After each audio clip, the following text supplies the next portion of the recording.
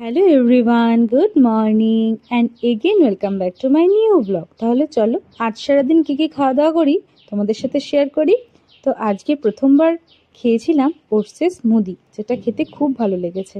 তারপরে আজ দুপুরের মেনুতে ছিল সাদা ভাত, তার সাথে ছিল কলমির শাক ভাজা পেঁয়াজ দিয়ে, স্যালাড, শসা আর গাজর।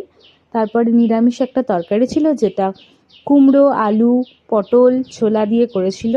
তারপরে ছিল আজকে স্পেশালি ইলিশ মাছ। এই বর্ষার মরশুমে প্রথমবার আমি ইলিশ মাছ খেলাম। যেমনি মাছটা ভালো ছিল, তেমনি রান্নাটাও অসাধারণ হয়েছিল।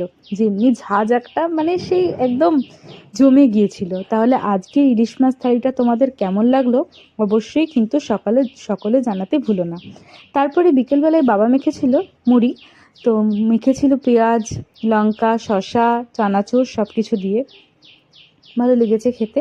তাহলে আজকের মতন আসি, আবার দেখা হবে কাল একটা নতুন ভিডিওর সাথে। আজকের মতো টাটা, বাই।